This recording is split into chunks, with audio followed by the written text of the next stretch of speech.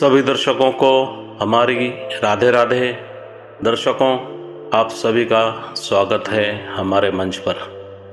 जैसा कि दर्शकों आप जानते हैं कि हम यहाँ वैसी ही कहानियाँ लाते हैं जिस कहानी से समाज को कोई सीख मिल सके या उस वीडियो को देखकर आपके या आपके अड़ोस पड़ोस में हो रहे अन्याय से आप लड़ सकें। तो आज हम इसी मुहिम के तहत एक और सच्ची कहानी आपके लिए लाए हैं, जो कि बेंगलोर के एक सॉफ्टवेयर इंजीनियर की कहानी है। तो दर्शकों, वीडियो शुरू करने से पहले हम आप सभी से निवेदन करते हैं कि वीडियो पूरी देखें और वीडियो अच्छी लगे तो आप इसे लाइक करें, शेयर करें और चैनल अच्छा लगे तो इसे सब्सक्राइब करें।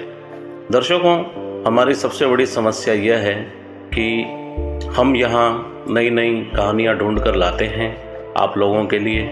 कुछ कहानियाँ हमारे पास मेल में आती हैं और कुछ हम कहीं और से ढूंढ के लाते हैं, मगर ज़्यादातर सच्ची कहानियाँ होती हैं। आज की भी कहानी सच्ची है, तो हमारा आपसे आग्रह है कि इसमें अपनी प्रतिक्रिया ज़रूर दें, क्योंकि आपकी प्रतिक्रिया नहीं मिलती है तो हमें समझ में नहीं आता है कि आपको कहानी अच्छी लगी या नहीं।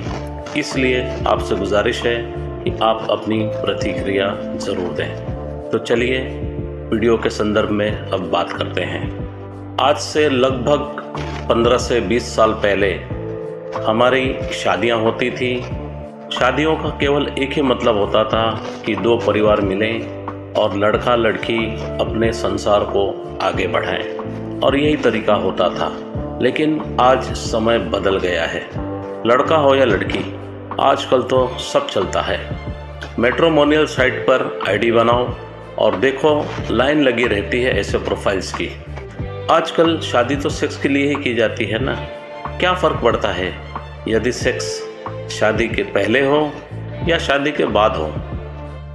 यह लड़का कहता है, अच्छी लड़की और अच्छा लड़का मिलना रेत में सुई ढूंढने के समान है।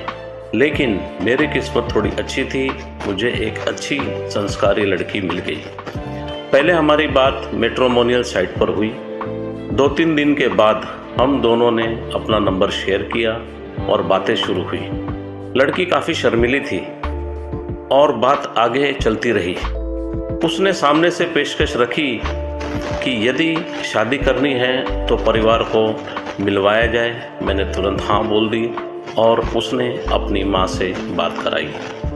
उसने बोला कि माँ को मैं बहुत पसंद आया, तुम्हारे घर वाले भी मिल लें। मैं भी उत्साहित था और बात रखी कि ठीक है, जल्दी मिलवाते हैं। कुछ समय बाद मैं और मेरी माँ, पापा, बहन लड़की को देखने पहुँचे।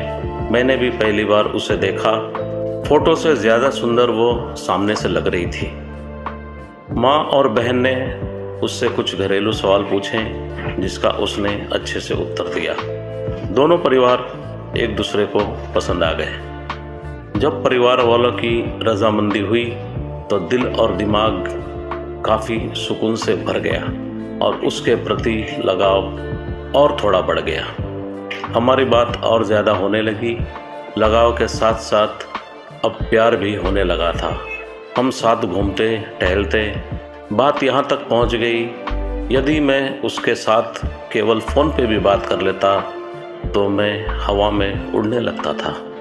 एक दिन उसने बोला कि अब मेरे साथ प्राइवेट समय बिताना चाहती है और किसी पार्क या मॉल में नहीं मिलना। मैंने भी हाँ कर दी और हम दोनों एक होटल में मिले।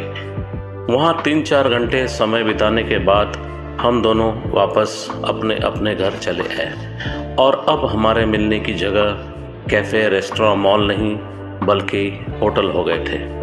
5-6 बार मिलने के बाद उसने बोला कि उसे मेरे साथ वो सब करना है जो एक पति पत्नी शादी के बाद करते हैं। मैंने बोला, तुम्हें यह सही लगता है? उसका जवाब था, हाँ क्यों नहीं, शादी तुमसे ही करनी है, ये भी तुम्हारे साथ करना है, तो क्या दिक्कत है? चाहे अभी करें या बाद में, क्या फ़र्क पड़ता है? और कहीं ना कहीं मैं तुम्हारे साथ सहज हूँ। पूरा भरोसा है कि शादी तुमसे ही करनी है। अगर तुम्हें कोई संशय है तो कोई बात नहीं, हम शादी के बाद कर लेंगे। अब सामने से कोई लड़की आपको ऐसे बोले तो आपको करना ही पड़ता है और हमारे बीच शारीरिक संबंध स्थापित हुए। अगर किसी लड़की के साथ आप संबंध बनाते हैं और प्यार करते हैं तो उसके प्रति प्यार और बढ़ जाता है। मेरा भी यही हाल हुआ। अब समय था इस प्यार को रिश्ते में बदलने का। मैंने बोला शादी की बात आगे बढ़ाई जाए। उसने बोला हाँ क्यों नहीं, लेकिन माँ के इलाज में सारे पैसे लग गए हैं, मुझे कम से कम 2 साल का वेट चाहिए शादी करने के लिए। मैंने बोला 2 साल काफ़ी ज़्यादा है। उसने बोला हाँ पता है, लेकिन तुम्हारी फैमिली है, उन्हें भी समाज में कुछ दिखाना होगा। उसकी बातें सही लगी, पर मेरे घर वाले भी शादी की बात करने लगे थे और मैं भी चाहता था कि शादी हो जाए, क्योंकि मैं इससे प्रेम करने लगा था। मैंने उसके सामने एक बात रखी कि अभी 6 महीने का समय है, अभी से तैयारी की जाए। उसने बोला एक काम कर सकते हैं, यदि तुम 10 लाख रुपए मुझे उधार दे दो तो मैं शादी की तैयारियां कर लूं और धीरे धीरे ये सारे पैसे तुम्हें वापस कर दूंगी। भगवान की दया से धन की कमी नहीं थी।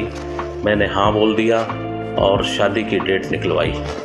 पर पैसे सीधे हाथ में न देने के बजाय मैंने हर जगह उसकी पेमेंट कर दी और धीरे धीरे 10 के बजाय लगभग 20 लाख मेरे खर्च हो गए। जल्दी ही हम दोनों की शादी हुई, लेकिन शादी के बाद जब हम साथ रहने लगे तो वो काफ़ी ज़्यादा चिड़चिड़ी हो गई। छोटी छोटी बात पर मुझसे झगड़ती। एक दिन बात इतनी बढ़ गई कि मैंने उसे बोल दिया कि तुम्हारी शादी का खर्च भी मैंने उठाया है। और ये बात उसे इतनी बुरी लगी कि उसने कसम खाई कि अब तब तक नहीं आएगी जब तक कि उसका पूरा पैसा नहीं चुका देती। उसे गए पूरे 1 साल हो गए हैं और घर वापस आना नहीं चाहती थी। मैंने कोशिश की कि उसमें कोई दिलचस्पी नहीं दिखाई। 14 महीने बाद उसने मेरे ऊपर केस किया दहेज का और मानसिक प्रताड़ना का और हर्जाने के रूप में 20 लाख मांगे। कोर्ट में सुनवाई के दौरान मैंने अपनी बात रखी कि शादी में इसकी तरफ से 1 भी रुपया खर्चा नहीं हुआ था, सारा खर्चा मैंने उठाया था। कोर्ट ने जब सबूत मांगे तो मैं फेल हो गया, क्योंकि मेरे द्वारा किए गए खर्चे जिनका बिल और पेमेंट स्टेटमेंट मेरे पास था वो यह सिद्ध नहीं कर रहा था कि खर्चा वास्तव में लड़की के लिए हुआ है। क्योंकि ये मेरी बेवकूफ़ी थी। यदि मैं उसे पैसे दे देता तो उसके अकाउंट में शो करता। खैर, मैं केस हार गया और मुझे 20 लाख देने पड़े। फिर मुझे समझ आया कि मिलना, शादी की बात करना, शादी से पहले संभोग करना, माँ बीमार है इसलिए शादी नहीं करना और तुम हेल्प कर दो, यह सब मुफ्त की शादी करने की एक चाल थी जिसके बाद तलाक लेकर लूटा जा सके। मैं ठगा गया था और अब मैं अपनी कहानी के माध्यम से यह बताना चाहता हूँ कि अब कोई ऐसी हाईटेक ठगों के चक्कर में न पड़े। बाद में उस लड़की के बारे में पता किया, ऐसा वह कई लड़कों के साथ कर चुकी थी। तो दर्शकों, यह थी कहानी एक सॉफ्टवेयर इंजीनियर की जो कि बेंगलोर का है, जिसने मैट्रिमोनियल साइट पर एक लड़की देखी थी जिसने उसे अच्छी तरह ठगा। पहले उससे 20 लाख रुपए शादी का खर्चा करवा लिया और शादी के बाद और 20 लाख रुपए उसे ठग लिए। तो मित्रों, ऐसे धंधे मैट्रिमोनियल साइट्स पर चल रहे हैं।